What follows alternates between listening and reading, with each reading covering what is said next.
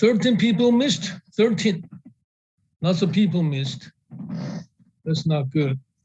Okay, 13 people missed. So we did this. Oops, what's going on?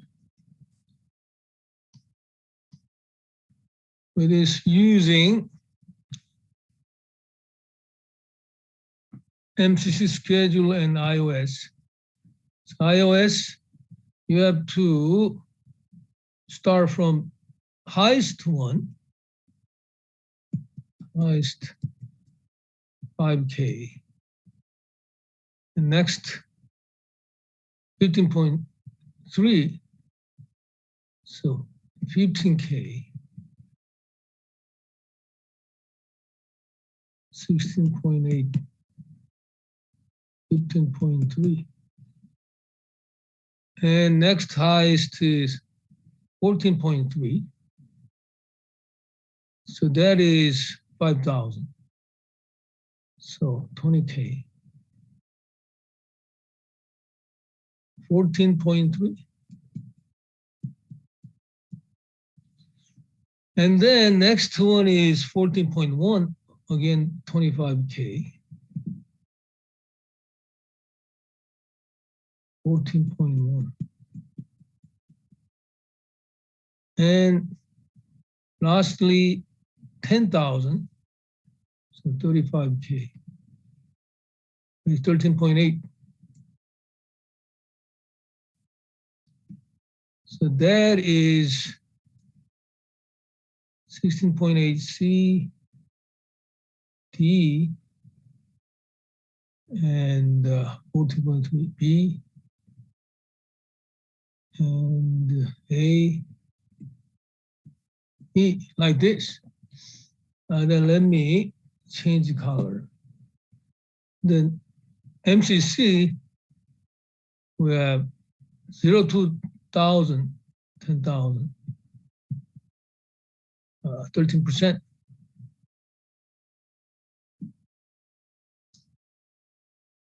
And 10,000 to 20,000, 13.5, 13.5.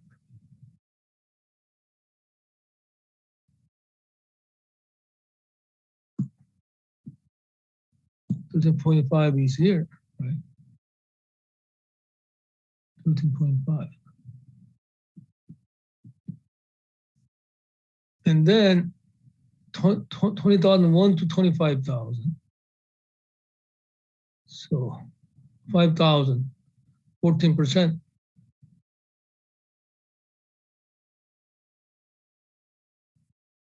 Between these two, 14%. And then what? 25 to 30, 30K.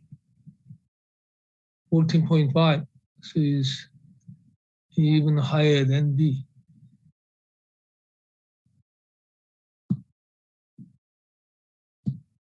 $14.5, 14.5, and 30,000 and above, 15%. It's like this, right? So if you compare red and green, we know that this one, this one, this one, and this one above like cost of capital. So you choose CDBA, and optimal capital is, optimal budget is 25,000. The answer is 25,000. So choose CDBA, and the optimal capital budget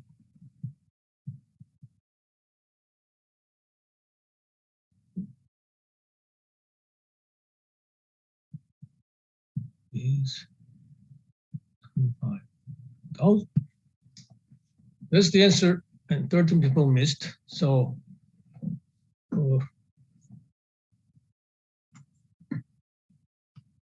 basically, generally people are working hard. That's good. That's good.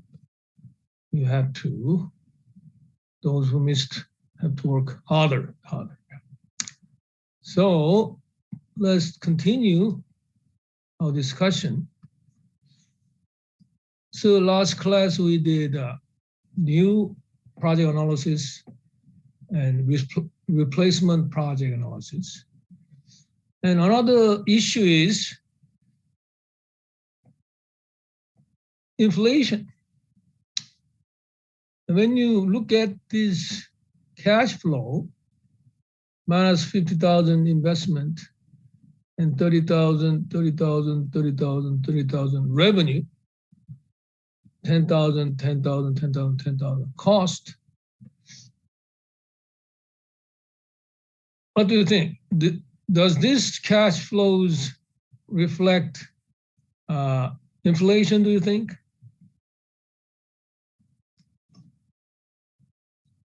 No. Correct.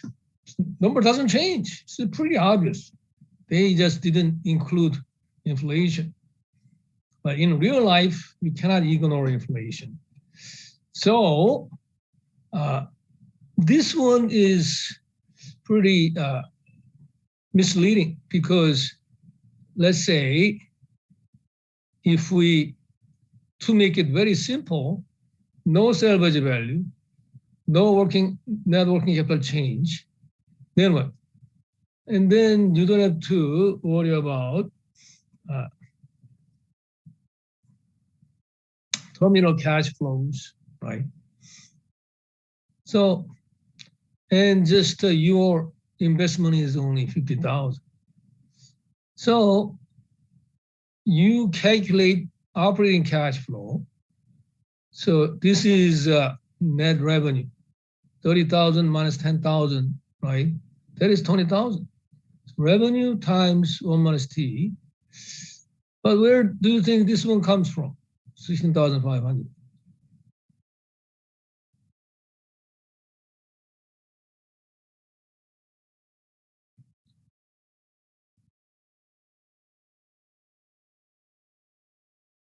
Depreciation. How did you calculate depreciation? Yeah, that's correct. Yeah.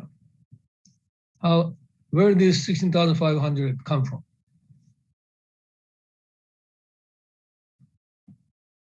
This is, depreciation is what?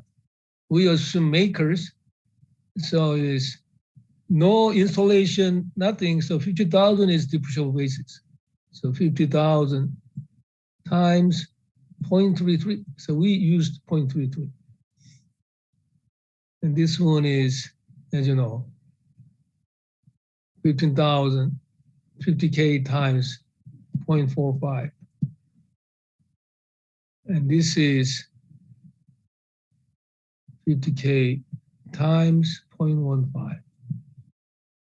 This is 50K times 0.07.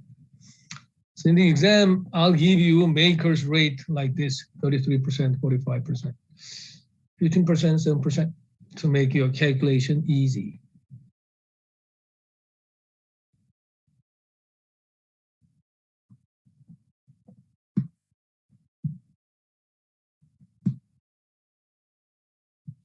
So, and as I said, no salvage value, no net working capital changes. So just no terminal cash flow. So operating cash flows are all net cash flow. So just using your technology, CF0 is 50,000 negative. And C1 is 18,600. C2 is 21,000. And C3 is 15,000.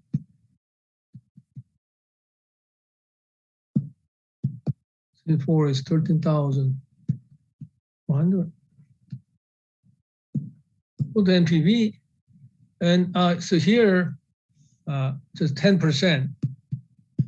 We've been assuming 10%. 10, enter, down arrow, compute. Oops. What's going on? Oh, I didn't enter CF0 50,000. Right? C1 18,600. C2 21,000. 50,000. We have Is it NPV at 15% instead of 10%? oh, You put 10%, it should be 15%, isn't it? oh, Down here it says 15%. oh, sorry. I was check. You are the just class saver. That's great. You are the one who are paying special attention. That's good. Thank you. So NPV 15%. I didn't see this one. 15. -4 turning to 83. So you may just want to just reject the project because net present value is negative. But obviously you didn't include inflation. So then maybe a wrong conclusion. So let's just incorporate inflation, 5% inflation on prices and 2% inflation on costs. Then how did you get this number?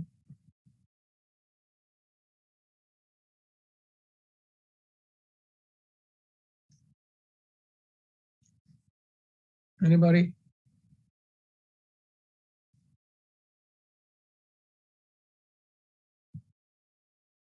So you have to pay attention. 5% inflation.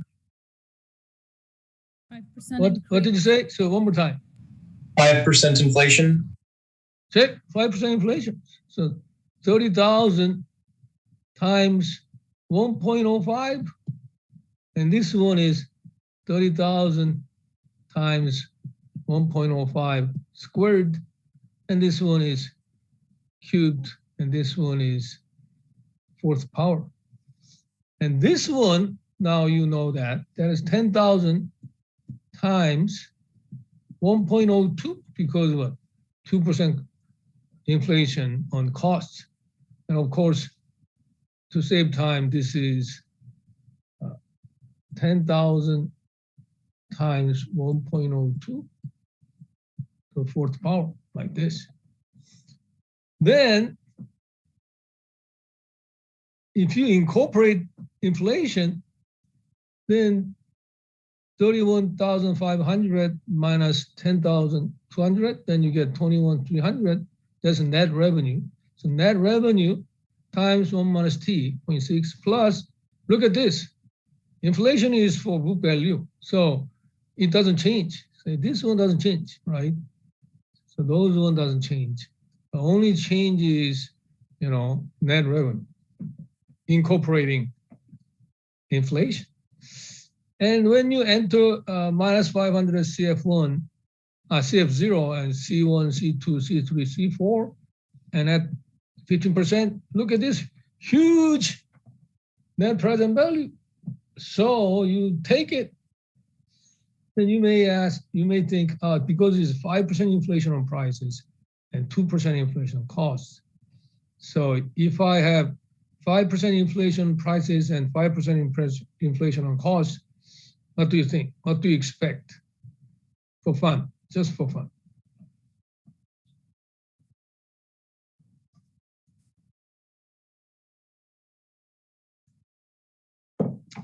Wrong answer is better than no answer.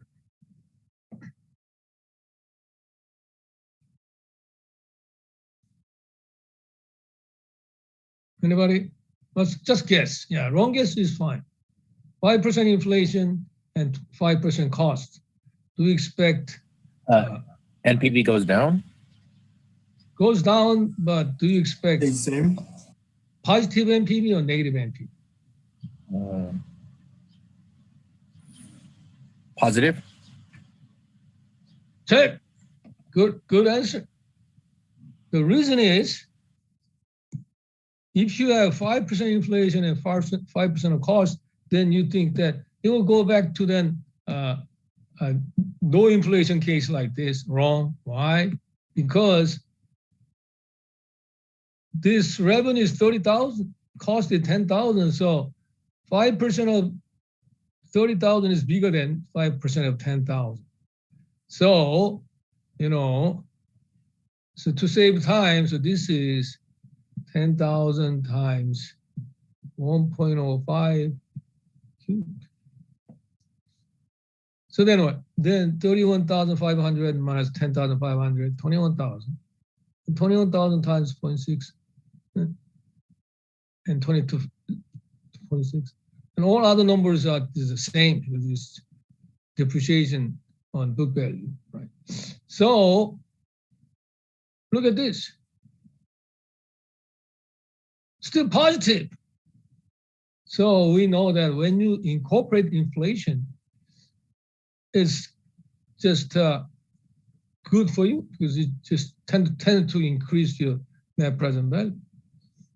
And you said it goes down definitely, right? Cost, but still positive because you have your revenue is greater than the cost. So generally speaking, incorporating inflation improves the profitability of the project. So you may take it, right? Positive. And even, believe it or not, even you have 3% inflation and 5% inflation on costs, then what? Then this is 30,000 times 1.03 squared, right? And look at this, still positive, right? So that's against common sense, So price goes up only 3%, but cost goes up 5% because your price is bigger than cost generally. Your inflation effect is still positive. So again, the conclusion is that if you apply inflation, the project's profitability will go up, generally speaking. And to save your time,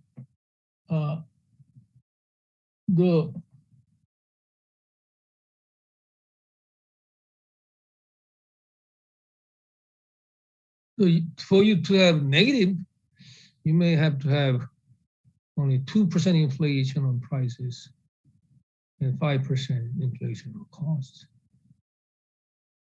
Or even,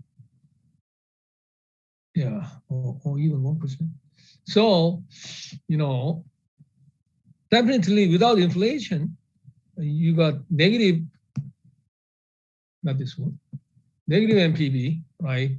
So if price doesn't go up, but inflation doesn't apply to price, but only your cost goes up, then definitely more negative, that's why. But as you know, even 3% inflation and 5% on cost, you get positive. So that is how to incorporate. So this is not difficult, as you know, right? All you have to do is just apply time value of money. So given all those cash flows analysis, now it's time to talk about risk, right? We didn't think about risk because when we evaluate projects, we assume the project's risks are basically the same among projects. But that's not true. Yep. Before you move on, can you explain if there's like 16,500 and the 22,500, like those numbers right there will be given? Because like how are we? Oh, yeah, that I already told you, but I think you missed that. That's good. That's not good. That's okay, because that is this formula OCF. Thank you for asking, because some people OCF equals net revenue times 1 minus T plus depreciation times T, right? This formula, right? So net revenue is revenue minus cost, right? When there is only a cost savings, then there is just revenue, cost to savings. That's just cost savings, that's in cash inflow. So just that. But this one, we have revenue and cost. So revenue minus cost is net revenue. Times 1 minus T, so 20,000. Plus, this one is depreciation times tax rate. And depreciation calculation is what? Depreciable basis times makers. So we assume, I think I didn't, so makers, assume makers. Modified accelerated cost recovery system. So we assume 3-year makers. So first year is 33%. So 50,000. 50,000 is this project's cost. There is no installation or modification cost. So only this one, 50,000 times 33%, 16,500. And next one is 50,000 Yeah, times. my question is how are we supposed to know like to times the 50,000 by 33%? Oh, that's a really good question. Yeah, here you cannot know. So I have to show you that it's makers 3 year. So that has to be given. Yeah, good question. So that is not given, but Oh, professor. So and that's why I'm here. Yeah. yeah, Yeah. so the professor is like the OCF is equal to revenue time 1 minus tax plus depreciation times tax. So Yeah. the revenue is supposed to be like 30 minus 10, like to 20,000, right? So Yep. why do you note that like on the first line, that's the revenue? So why do you, so if it's revenue on the first line, why do you use, why you not using the 30,000 times 0.6, but instead of 20,000 times Good 0.6? point. Good point. That, as I said, it's better to write net revenue. Yeah, net revenue. Net revenue is revenue minus cost, net revenue. So yeah, that's confusing. Yeah, I put revenue here. So yeah, but here is, but I said it, but I didn't write. So that's good. You point that out. That's good. So net revenue, not just revenue. That's what I'm saying. If there is no revenue and cost, but only cost savings, no revenue, but cost savings, then what? Then cost savings is like a net revenue. That's revenue, right? Cost savings is like, I told you, savings, cash inflow, right? So then in the case, there is just revenue times 1 minus T. But still, what I mean is net revenue, okay? Good point. So here, if this is on the exam, that I have to make sure that the machine will be depreciated using makers 3-year class, and I show you all those makers rate, right? Okay, so I skipped that, but thank you for pointing that out. Any other question? Okay. So now we'll talk about risk. And as you know, risk is simply uncertainty about a project's future profitability. Because what? When you evaluate a project, you are evaluating future cash flows, future. And you know, nobody knows the future. So you're not sure about cash flows actually, right? Those are just expected cash flows. That's not certain cash flows. So risk is inherent, right? When you evaluate project. So now we are just talking about that risk. Then the risk can be measured by sigma. It means standard deviation. Okay, sigma, standard deviation of net present value, or standard deviation of IRR, or beta, right? This is, as you know, this is standard deviation, SD. So the question is, will taking on the project increase the firm's and stockholders' risk? So that is the question.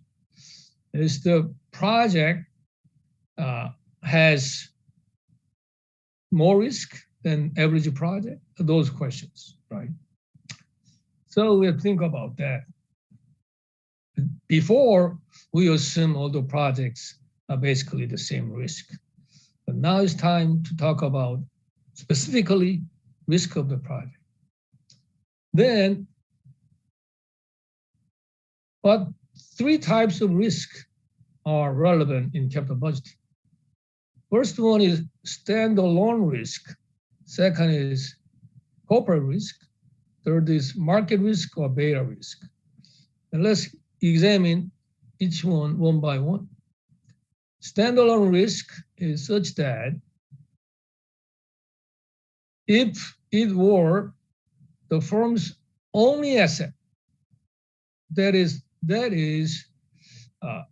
standalone risk of the project. So the project's risk, if it were the firm's only asset.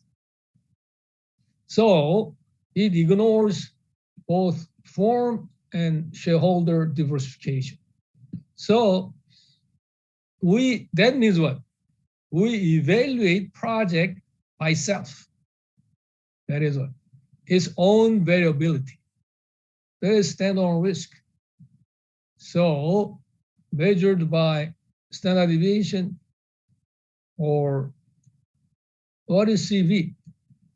Do you remember CV?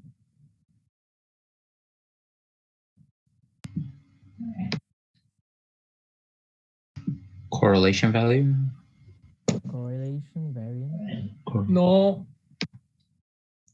Coefficient variation? Check coefficient of variation. Don't forget that. C is coefficient. Coefficient of variation. Variation. Then, anybody remember the formula? CV formula, how would you calculate CV?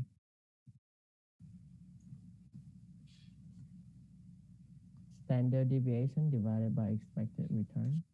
Okay, good answer. Standard deviation divided by expected value. So that is CV. So standard deviation or CV of net present value of IRR or MIRR. So if we measure the variability of those ones, that measures standalone by itself, project by itself. Then next risk is corporate risk. Corporate risk reflects the project's effect on corporate earnings stability. So then what? Then you consider firm's other assets. So diversification within firm. So that means your company had other projects, then what? Then how this project affect the cash flows of other projects or overall company cash flow. So that reflects the project's effect on corporate's cash flow. For example, corporate risk is such that, if you take the project by itself could be very risky, right? But if you add that project to your company's cash flows become less risk, then what? Less risky, then what? Then the project's corporate risk is very low. For example, if you are a tire company, right? Then you have a new tire division and used tire division. Then what? Then, generally speaking, used tire sales will be higher when economy is good, right? People have money, so they buy just new tire rather than used tire or recap tire. But when times are bad, people are pinching pennies. So they try to buy cheaper one, that is recap tires. Recap tire sales goes up during just recessionary periods. Then what? Then standalone risk of recap tire will be high because what? Recap tire sales will not be high during boom period. People have money, so not many people want to buy recap tires, cheaper tires. But boom period, new tire sales goes up, so it doesn't quite matter. But during recessionary period, new tire sales go down, but what? Recap tire sales goes up. It can make company less risky because revenue, they have less decrease in revenue because of recap tires. So that's what corporate risk means. Corporate risk means the project by itself can be very, very, very risky, like recap tire sales, very fluctuating according to the economy. But when you combine recap tire business with company's overall business, then makes your company's overall business less risky, right? So then what? Corporate risk of, corporate risk of recap tire business is low. Because of recap tire business, your company cash flow fluctuation becomes smaller. So that is what corporate risk means, corporate risk. And,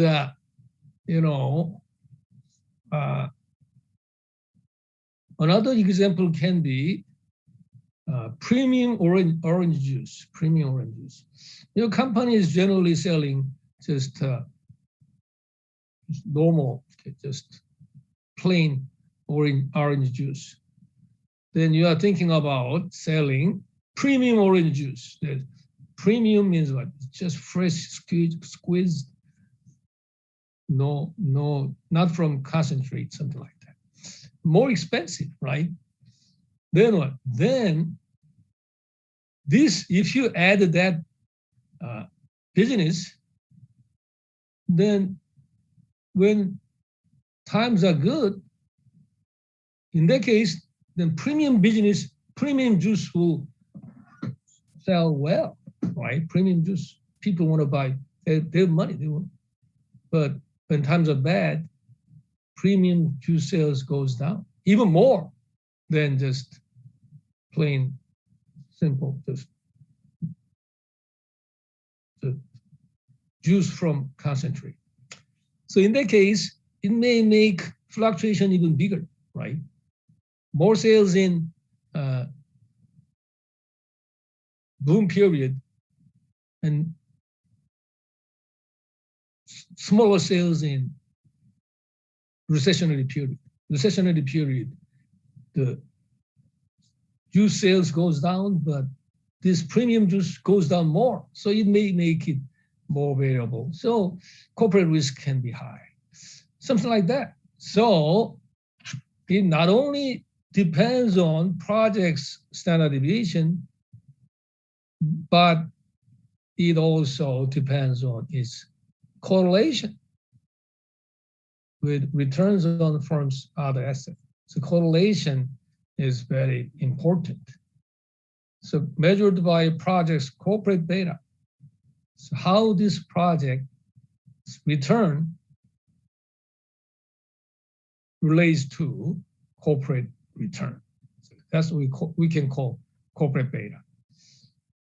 Very hard to calculate, but the concept is the same as market beta, right? Market beta, how the stock price or stocks return behave against market return, right?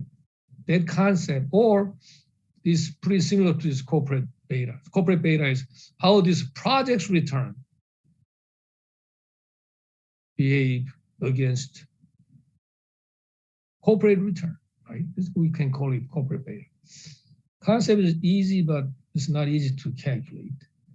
Then finally, market risk reflects the project's effect on a well-diversified stock portfolio. So takes account of stockholders' other assets. So that, because stockholders may have other stocks, right? Not only this stock, but stockholders may be very diversified stockholder, right? Then what? Depends on project's standard deviation and correlation with the whole stock market. Then measured by project's market beta, because it's against the market. And that time, which one do you think is the most important?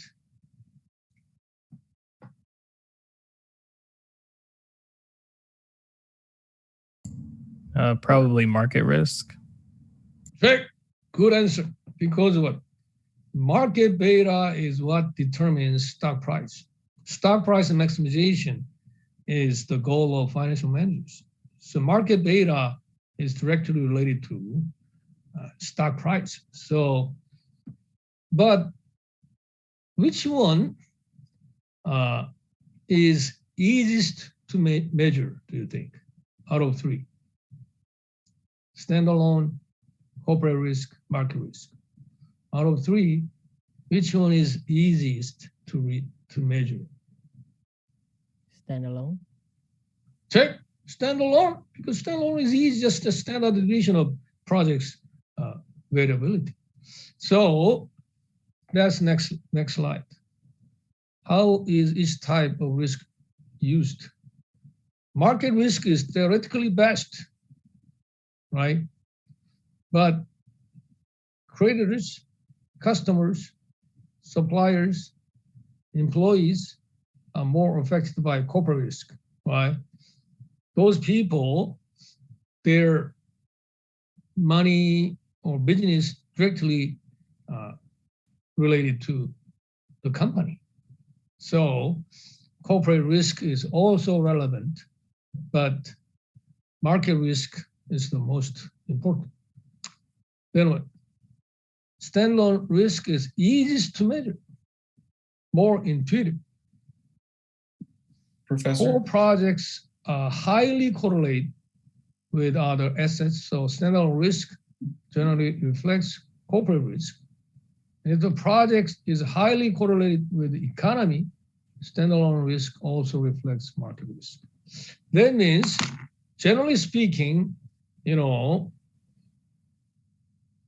projects are basically what? Your company's project. So generally speaking, your projects are relatively highly correlated, right? Generally speaking, right? So standalone risk in general reflects corporate risk. And companies in the market are also highly correlated. Correlation coefficient is 0.7, pretty high. Why? The economy is good. Most companies do good. And if economy is bad, most companies' stock price goes down. So they move together. So generally speaking, your company's project is generally highly correlated with the market too. So that standalone risk also reflects market risk. So that's why we just focus on standalone risk. Okay, not because standalone risk is the most important. The most important is what? Market risk. And second is corporate risk. Third is standalone risk.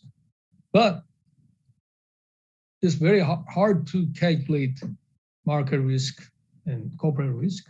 So we focus on standalone risk because in general, business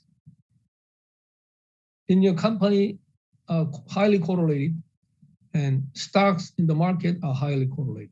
But as I said, if not, right, like recap tire and new tire, if that is obvious, then you have to incorporate definitely corporate risk or market risk. So that is a kind of exception, but you have to be aware of that exception because, you know, recap tire business, as I said, is highly variable, right? Economy is good, little sales. Economy is bad, lots of sales, right? Highly correlated, highly fluctuating, right? By itself, but it'll help your company have steady stream of cash flow. So in that case, you have to incorporate just corporate risk, but generally speaking, they are mostly correlated. So we focus on standalone risk, not because it is the most important, but because it is easy to measure. So from now on, those analyses are based on standalone risk. The first one is sensitivity analysis, sensitivity. That means how sensitive of your NPV or IRR becomes when one variable, or that's important, a variable such as unit sales changes, right? So if sales changes, how much it affects net present value or IRR? That we call it sensitivity. So sensitivity means how sensitive of net present value based on changing any variable, right? So each variable or every variable, every other variable is fixed except one. So you change just one variable, then how the change of that one variable affect your project's net present value, right? So change this one variable to see the effect on net present value or IRR. So that is like sensitivity analysis. So answers what if questions. That is, what if sales decline by 30%? Then what? Then what happens to the net present value? Something like that. So what will happen to net present value if the sales goes down by 30%? So what if scenario? Sensitivity. How sensitive the NPV will be when sales change, right? So that is definitely measuring the risk. Sensitivity means how variable. So that's a risk of your project based on one variable. So then to do the sensitivity analysis, you have to first start from the base case. So let's say the base case is such that you invest $1,000, right?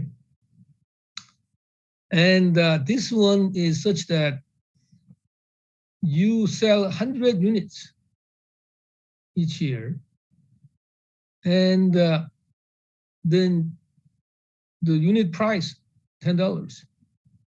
Then 100 times 10 is what? That's revenue, right? Unit times price times price. And the difference between inflation example is that we now have $20 net working capital change, right?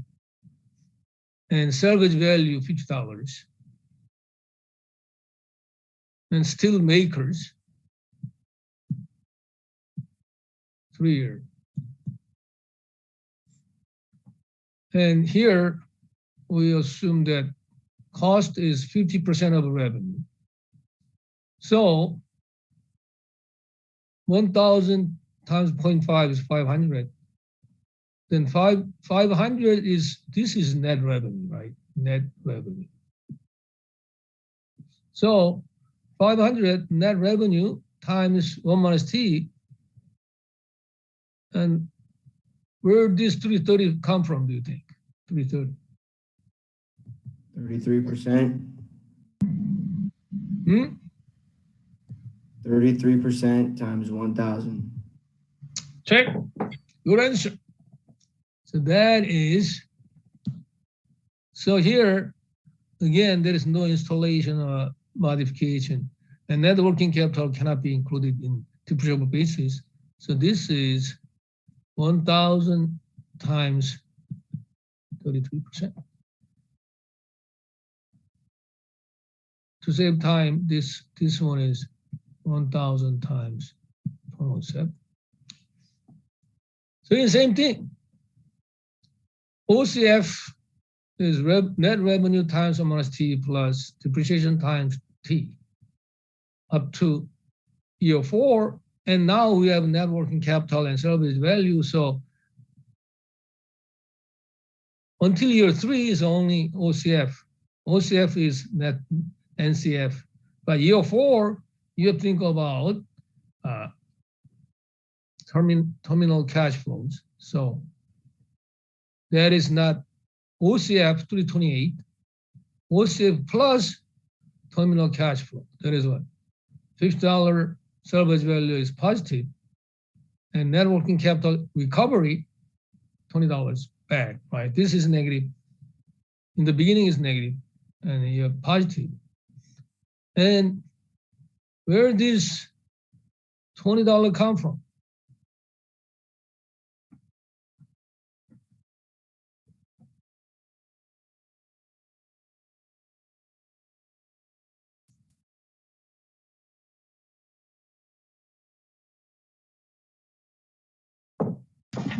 %40 of the salvage value.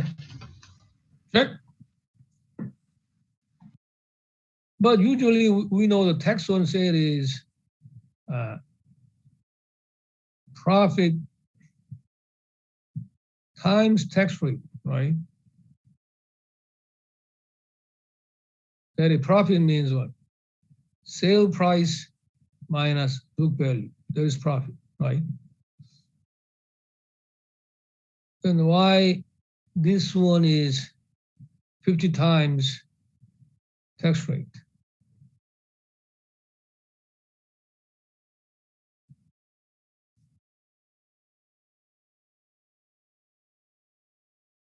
Because book value is what?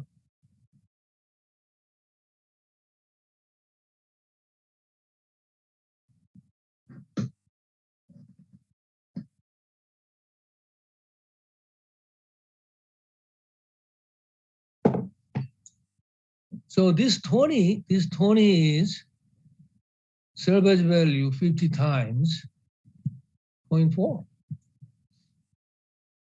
So book value is actually what? Book value.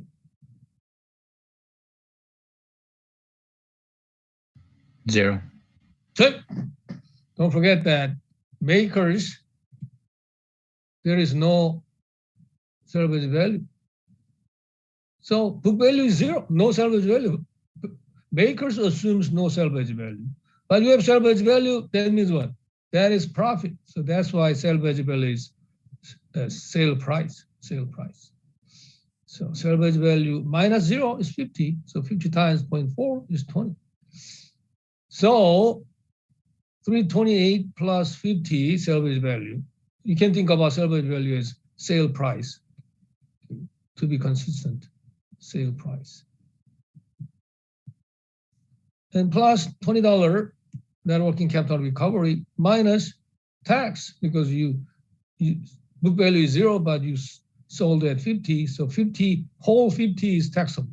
So 50 times 0.4. Then you get 378, right? And then what? Then CF0 is negative 1020. Then what? Then this is C1 and C2, C3. And this is C4, right? And they're presently at 10%. They have 298.07. So that is net present value at 10%, 298.07. Then now I told you that sensitivity analysis is fixing all other variables, but changing one variable. And let's do just 10% increase in unit sales. Then price and all other things stays the same, right? Then this 110 is what? 110 is 100 times 1.1, 1 plus 10%. Okay, 1.1. Then what? 100 times 1.1 is 110 times. So price doesn't change, right? Only one variable change. Then price 10, 1100, but we assume 50% cost, so 550. And this part doesn't change, right?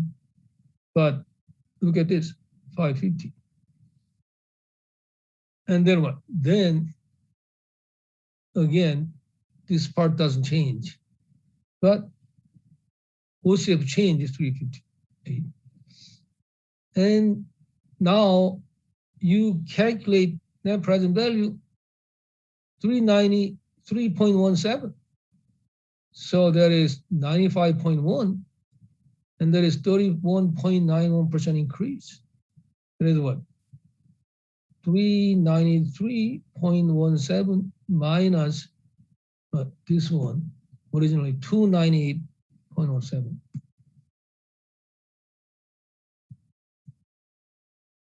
Divide by 298.07.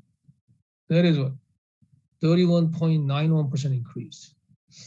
So we know that the sensitivity of sale is unit sales is pretty high. Okay, so you increase only 10% unit sales, and what?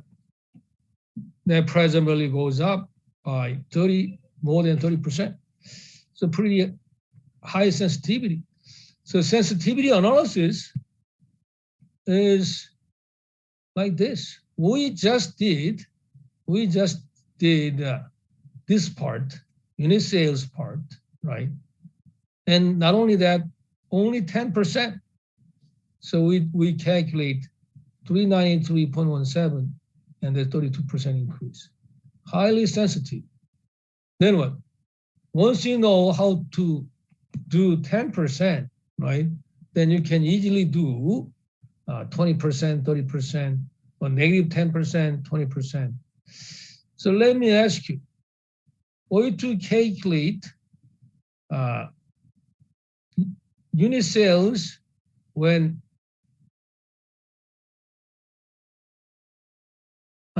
calculate net present value when unit sales goes down negative 10%. Then here unit sales becomes what? What do you think? Unit sales becomes what? 90. Check, right? Because it's the same. So just in case, if the unit sales goes down by 10%. Then what? Then you have to do, so this is different problem. Then what? Then 100 times 1 minus 0.1, right? This one is 1 plus 0.1, 1 minus 0.1, 0.9. So that is what? 90. So now you can set up this table for anyone, right? Whether it's positive or negative. So you can do minus 10%, minus 20%, minus 30%, plus 10%. 0% is what? Just base case. Right. Professor, Yep, could you go back up to slide 33? 33, sure. I just want to verify what I got. Okay.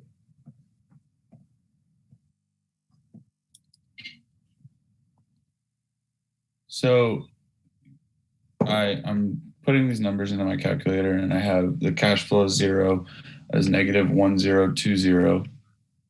And then I have C1 is 452.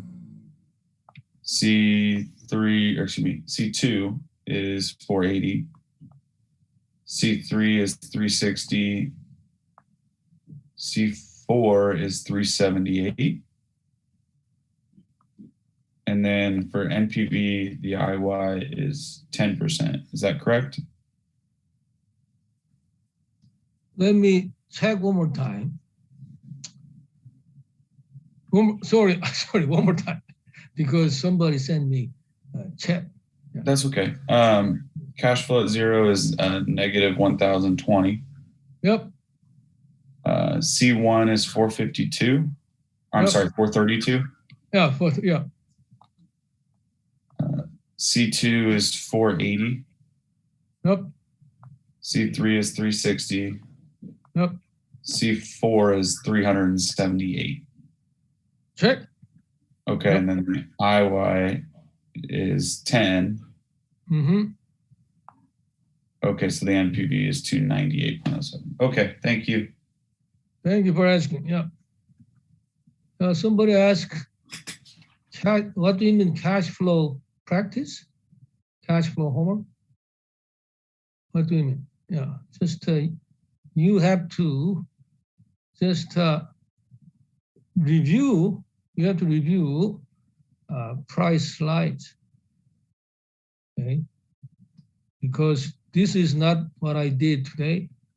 This is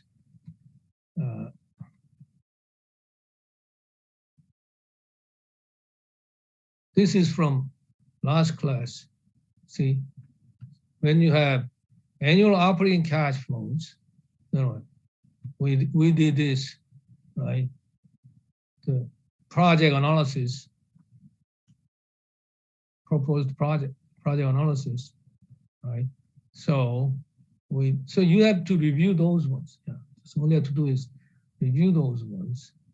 Yeah. So here, OCF is what? Revenue minus depreciation expense. Then you have operating income minus tax, net income. Then you add back depreciation. Rather than doing this, you do just this way. Pretty simple, right? Then I showed you that from this one. Revenue minus depreciation minus tax, you get net income plus depreciation. So this is how to get this formula. OCF, operating cash flow, is net revenue times 1 minus T plus depreciation times T, right?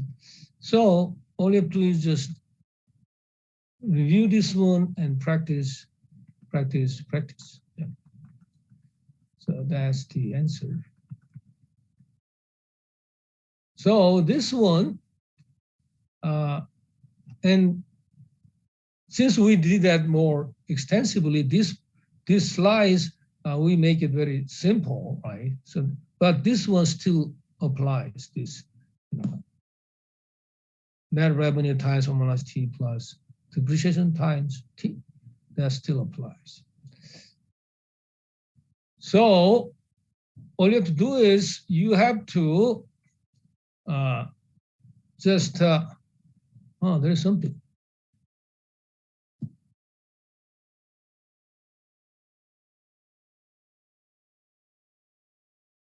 Okay. Okay. So, for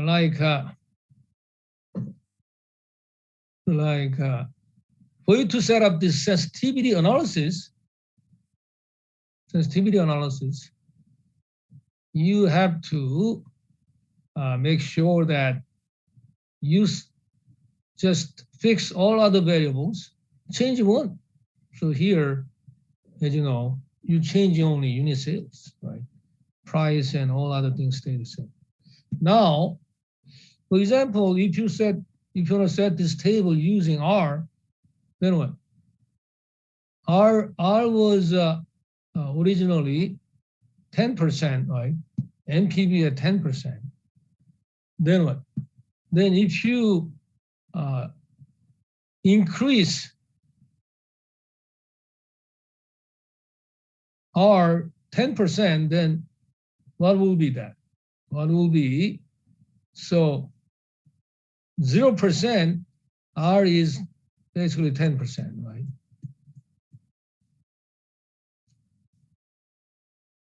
And unit sales is basically 100. That is base case. And salvage value is here 50, right? 50.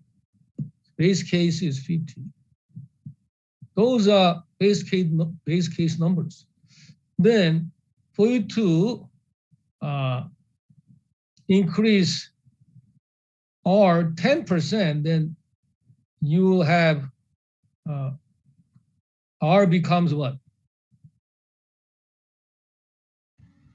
20. Oh, be careful. Yeah, that's why. Oh, wait, no, 11%. 11. Yeah, 11. Check. So that's what I'm saying. Don't forget to do this way. Always 10% is increase. So it's like this. Future value is present value times 1 plus I. 1 plus R is more generally. Present value times 1 plus R. That's one period formula, Don't forget this one. Always just apply this one. So here, originally is 10%, then what? 10% times 1 plus R, 1.1. Then what? Then it's 11%, right? And how about 20% decrease in R? Then what is that? 20% decrease in R. 8%. Check. 10 times. Now 1 minus 0.2. Then 0.8. 0.8 times 10 is 8%. So that is how to do it. So again, as I said, this one, 10% decrease, that is what is here, right? I already did that. So now let's do this salvage value. It's originally 50. So let's say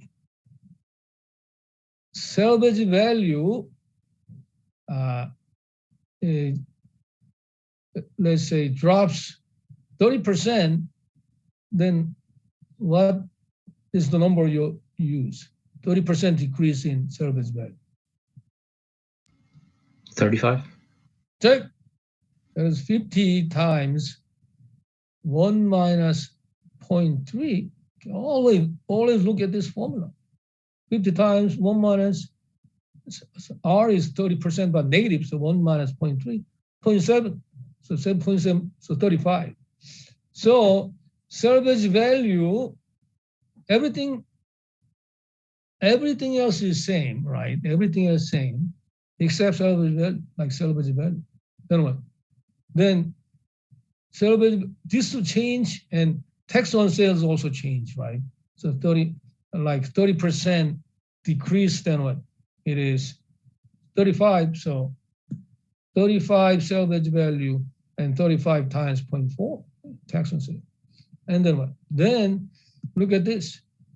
The change is very, very small. Look at this, only 298.07. It is base case net present value. But if you change salvage value 10%, net present value change only just 1%. So this is not sensitive, right? How about R? If you change R 10%, it goes down by 9%, right? So we know that unit sales are the most sensitive.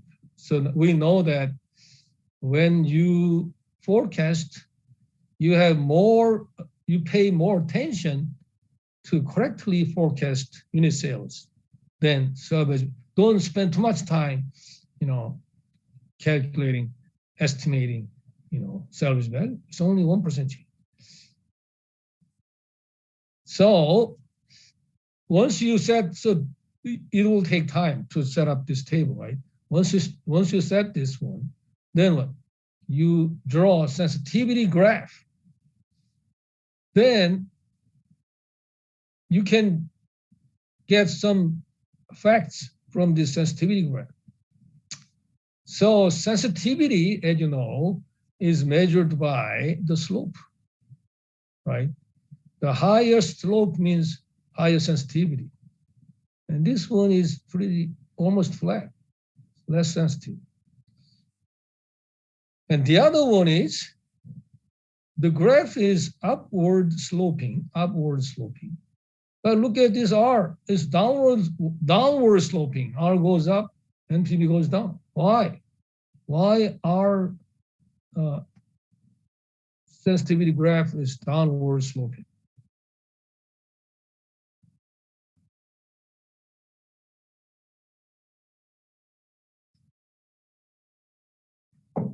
Hint, it's easy.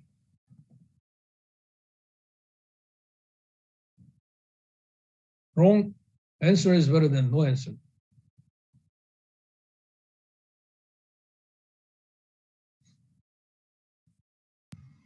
Can you repeat the question, Professor? I didn't quite hear it. Yeah, the question is, unit sales and salvage value graph is upward sloping, right? But graph for R is downward sloping. Why?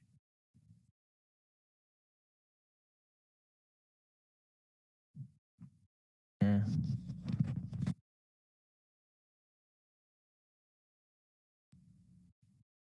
So it has People- negative coefficient.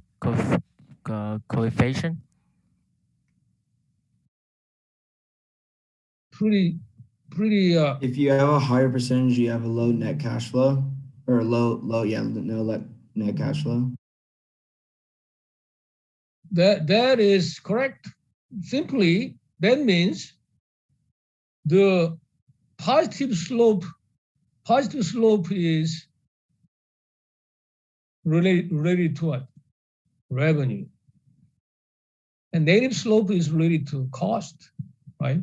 So that's why I told this easy, right? Yeah. But any answer is good, right? Okay, I told you good. Wrong answer is better than no answer, participation. So that's why I told you it's easy. The revenue is higher, NPV will be higher. Simple, right? If cost is high, then what? NPV will go down. So negative slope variables are cost-related variables.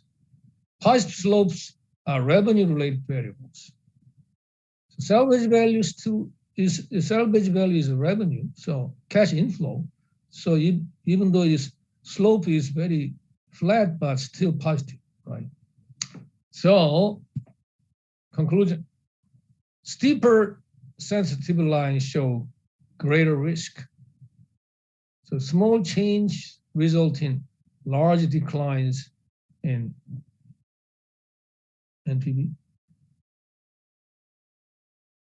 That means what? Yeah, small change means in this case, if sales goes down, then what? Huge decline in NPV, same thing. So risk is always, high variability. So 32% go up, but that's good, right? But risk is always about downside. So this one, huge down, right? That's what this is. And then unit sales line is steeper than salvage value, ORR, for this project. So you should worry most about accuracy of sales. I told you, the highly sensitive variables, you have to spend more time to forecast correctly. Then, why is sensitivity analysis useful? Gives some idea of standalone risk, right? Identifies dangerous variables and gives some break-even information. That means, unit sales is highly risky, but if you extend this one, then what? Then at what level of change the net present value will be zero, right? Then what? Then this one gives some limit of change. And look at this, even though unit sales are highly variable, it's pretty much, the project is pretty much safe because what? Your net present value will be zero. According to this graph, even 40% decline in forecast, you still have what? Positive NPV. So this one gives that's what some break-even information means, some kind of information of, the projects, just each variable's riskiness. Then, what are the weaknesses, right? That is, does not reflect diversification because it's standalone risk.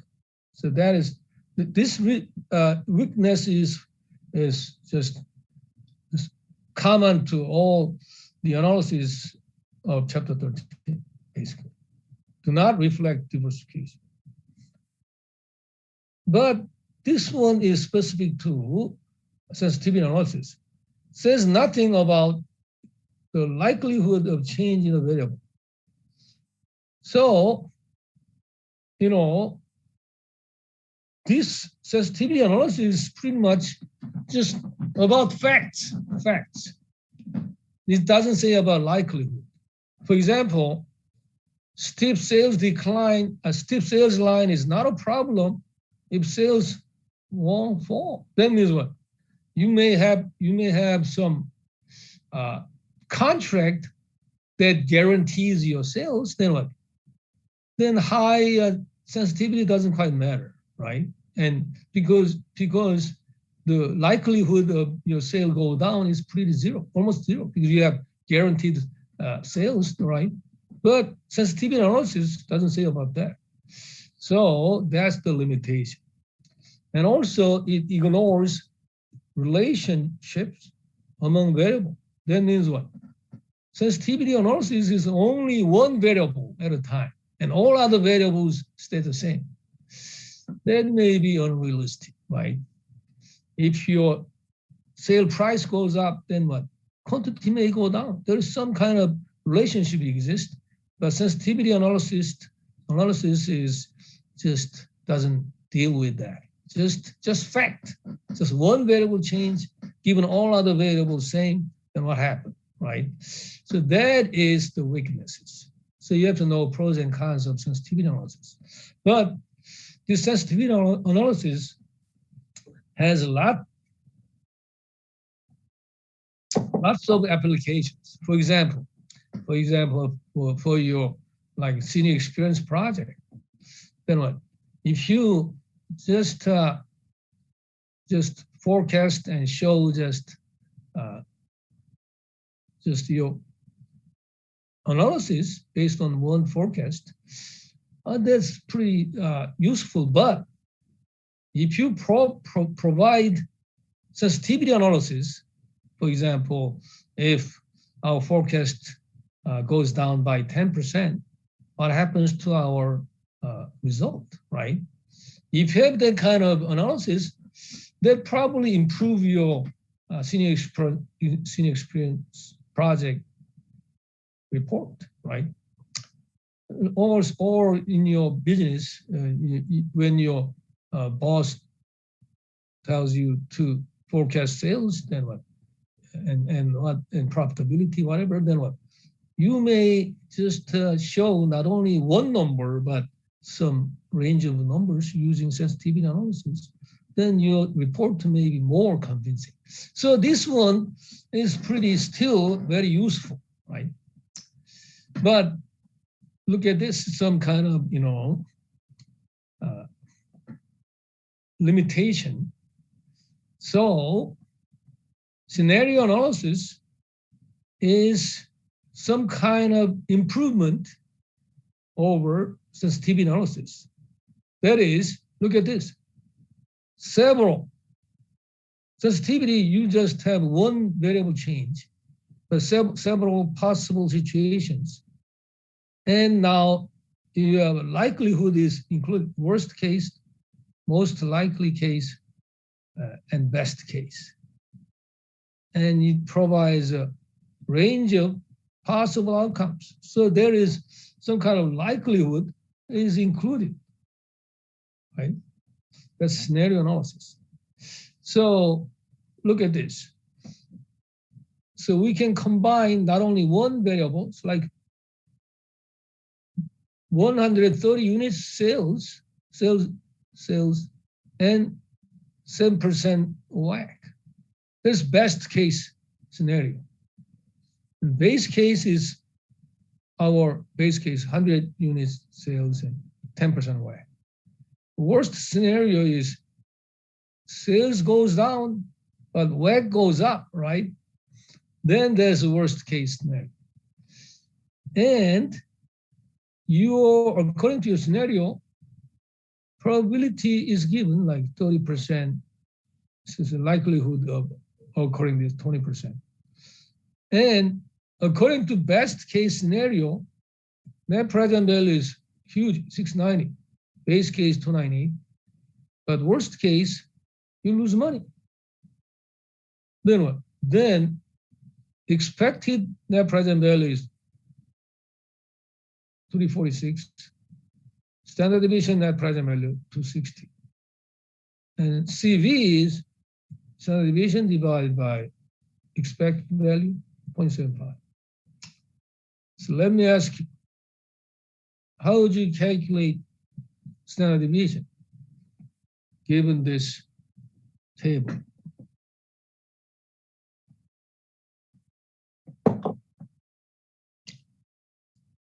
Anybody?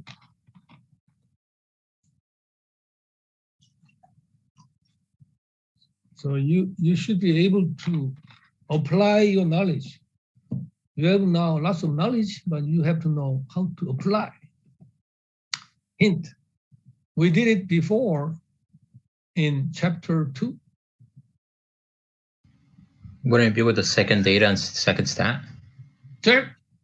So for those who forgot, let me do it. The second data, second clear work. Oh, by the way, the quiz is 424. 424, only 4 minutes. So I have to make sure that we have quiz on time. So X1 is what? X1. 690. Check.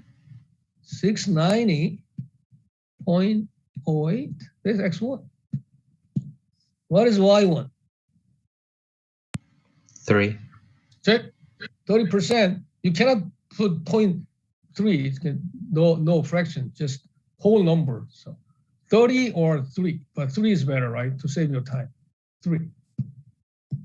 The next 2 is 298.07. And Y2 is 5, 50% 5. X3, 48.16 negative. And Y3 is 2. And second stat, lean doesn't work. This is one variable. So second, keep going. One variable. So second data and second stat, and it must be one variable. Just down arrow, and it's 10. 3 plus 5, 2. 5 plus 2 is 10. Next part, 346.43. So that is average value. SX 274.34, but this is 260. Why? This is sample one.